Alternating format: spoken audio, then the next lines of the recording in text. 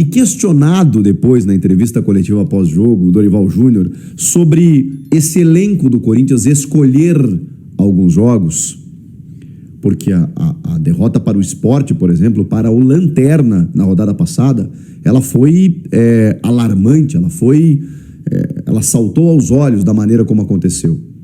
E aí, esse mesmo time vai e joga contra o líder do campeonato e tem uma postura completamente diferente no primeiro tempo.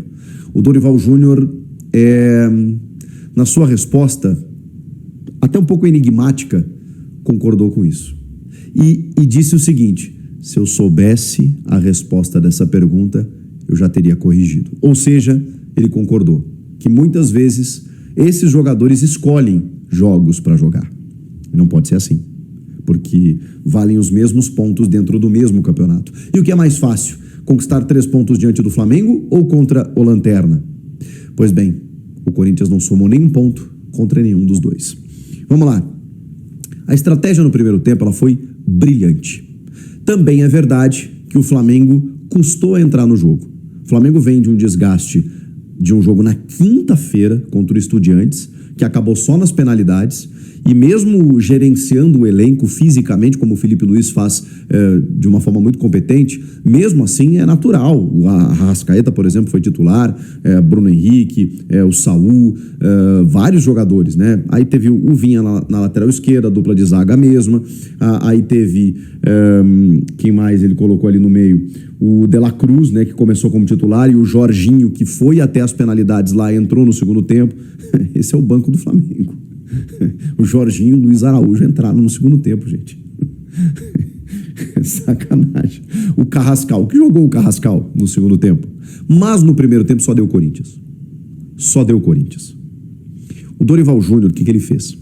Eu até falei aqui no pré-jogo, olha, ou ele vai com os 3 zagueiros com o Angileri, como ele vinha fazendo, só que agora ele tem de volta o Ranieri. Pô, eu não abriria mão do Ranieri, mas aí ele vai tirar o Maicon do time? Bom, pode ser que sim. Não, o Dorival não abre mão do Maicon. E discordando de alguns torcedores, né, que na live estavam falando a respeito do Maicon, eu acho que enquanto o Corinthians dominante no jogo, o Maicon foi importante. Acho que o Maicon vem jogando bem, tá? Depois, no segundo tempo, enfim, o time como um todo sucumbiu. Mas enquanto o Corinthians, com a bola propositivo no jogo, o Maicon ajudou. Para ele não abrir mão do Maicon e ter o Ranieri, o que ele fez? Ele baixou o Ranieri para terceiro zagueiro, e pode ser um volante saindo para o jogo, né, mas sem a bola, uma linha de 5, né, baixando os 2 laterais e os 3 ali. O Ranieri, o João Pedro Tchoca, já que o André Ramalho sentiu um estiramento antes do jogo e foi sacado, junto do Gustavo Henrique. Então, Gustavo Henrique, Tchoca e Ranieri. O Tchoca fez um jogaço, na minha opinião. Infelizmente, ele sentiu no segundo tempo e teve que ser substituído pelo Kaká. Porque, cara, esse moleque sempre entra na fogueira. E parece que ele precisa fazer mais do que os outros, né? Para provar o seu valor. Eu acho que ele foi muito bem. Com velocidade, antecipação, bloqueios em alguns chutes, assim. Enquanto ele estava em campo, o Flamengo teve mais dificuldades, é isso que eu quero dizer. Mas o sistema funcionou, porque aí ele baixa essa linha de 5, Ranieri para terceiro zagueiro, e um meio de campo com Maicon, Martínez e Breno Bidon. O Breno Bidon jogou uma enormidade. O Bidon simplesmente no primeiro tempo, até os 40 minutos, por 40 minutos, enquanto o Corinthians foi dominante, ele botou o jogo no bolso. O Bidon fez de tudo, inversão de jogo, infiltração, atacando o espaço, achando o Guinegão e o Yuri Alberto. Uma loucura. O Bidon, simplesmente o Flamengo não achava o Bidon. O Bidon tem muito talento, gente. E o Dorival enxerga ele como um substituto do Garro, como um cara que possa ser mais próximo da área. E eu sempre falei aqui, Bidon assume a bronca, mata no peito, finaliza, como ele fez contra o Sport, que mesmo com a derrota ele foi o melhor do time. Chutou uma bola no travessão, quase faz um gol. Contra o Grêmio lá em Porto Alegre, antes da Copa do Mundo de Clubes, no último jogo ele vai lá e mete um pombo sem asa na gaveta e empata o jogo. O Bidon tem essa qualidade, mas ele precisa acreditar mais nisso, de que ele pode ser esse cara, de dar um passe mais ousado, de chegar mais na frente da área, de pisar na área daqui a pouco para finalizar e fazer gols. O Bidon pode ser esse cara. E ele mostrou isso enquanto o Corinthians foi dominante no jogo. tá?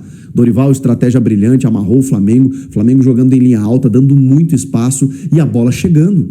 Essa bola no espaço, pro Guinegão e o Yuri Alberto que se movimentam bem, pô, pelo amor de Deus. E aí, o pecado contra o Flamengo.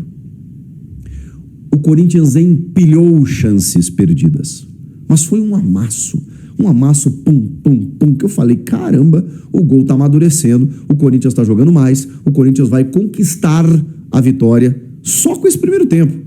E aí o Yuri perde 1, 2, 3, 4, cara, pelo menos umas 4 chances claras, para deixar o Corinthians em vantagem.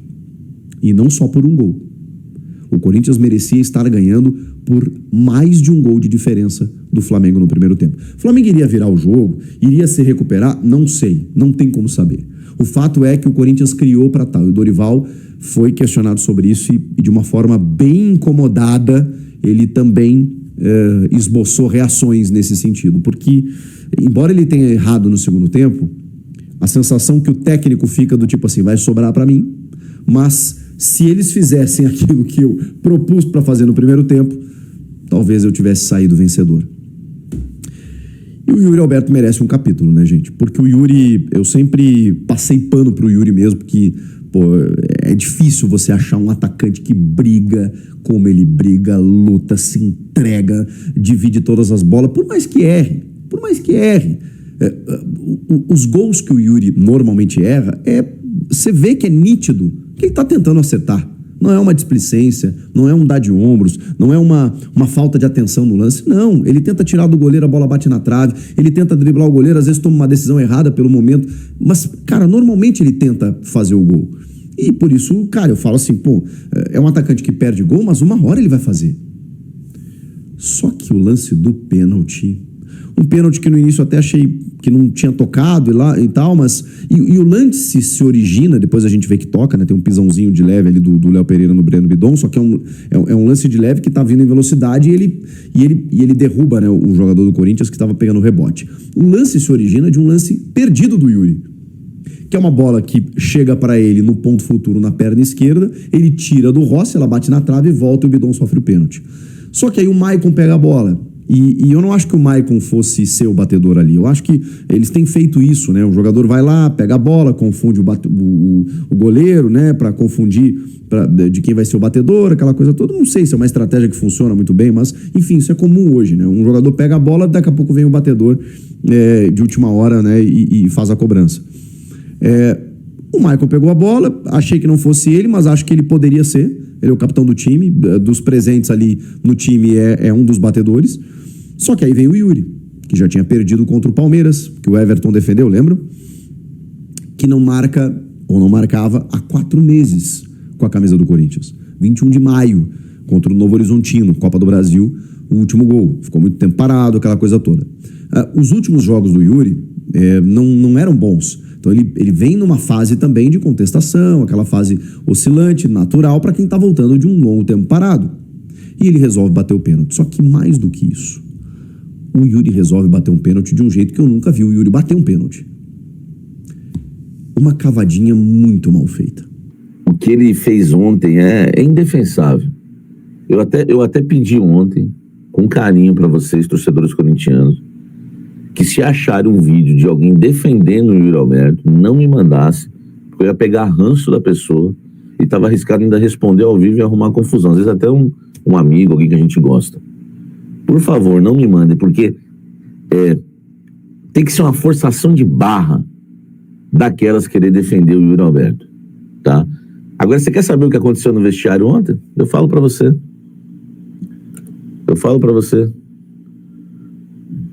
Sabe o que aconteceu no vestiário? O Pato ia bem, vai ser igual o Alexandre Pato, tava tudo bem até aquela cavada, ele tava bem até a cavada. Deixa eu falar um negócio pra vocês, pra 2.000 corintianos que estão com a gente, deixa o like aqui. Sabe o que aconteceu no vestiário ontem? O que me preocupa muito? Nada. Nada.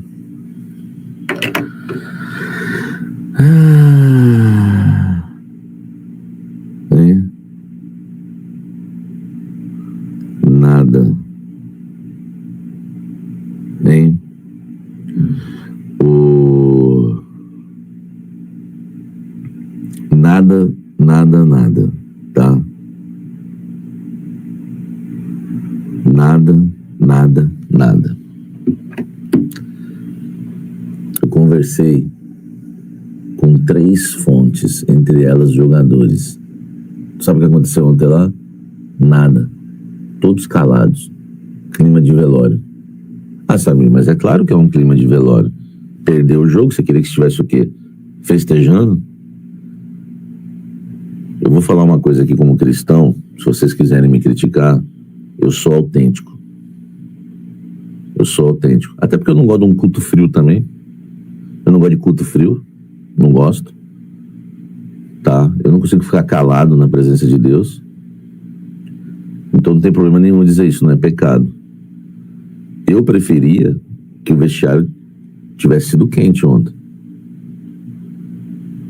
Não teve nenhuma discussão. Não teve briga, não que eu queira briga. Ninguém cobrou ninguém. E todo mundo calado. Sentiu a derrota. Mas não teve cobrança. Não teve discussão. Acabou. É a cara desse elenco. Um elenco sem alma. Um elenco sem vida. A cara desse elenco. Aquela discussãozinha que você viu com o Romero ali, aquela coisa assim. É tipo pra torcida ver. É tipo pra torcida ver. Lá dentro não rolou nada. Não rolou nada. E vou te falar, hein? Se tivesse rolado, tinha me contado. Cara, isso me preocupa mais. Se tivesse tido uma discussão, bate-boca, cara, eu ia falar, pô, é isso mesmo, meu irmão. Ó, tamo lascado, o vestiário, o pau quebrou, tamo lascado. Não, meu irmão. Nós tamo lascado é porque no vestiário ninguém reagiu. Ah, Samir, daqui a pouco vai aparecer os Nutella. Está incentivando. Não tô falando nada disso. Tô falando nada de violência, tô falando cobrança. Ó, precisamos melhorar nisso. Ó, não dá pra fazer isso, hein? Ó, não sei o quê. É isso que eu tô dizendo. Porque na vida há cobrança, na sua profissão, certamente você já no trabalho foi cobrado hoje. Não tem. Não tem. Não teve cobrança, não teve nada. Daqui a pouco vai aparecer daqui a pouco vai aparecer, já tá aparecendo aqui, ó. Já vi um aqui, né? Já vi um aqui com o nome de dicionário, Zé Ruela. Leva o Yuri pra casa. Leva ele pra casa. Entendeu? Não posso fazer nada, filho. Eu não vou nem discutir com você, cara. Aceita suas opiniões. Mas, ó, nós vamos achar. É por isso.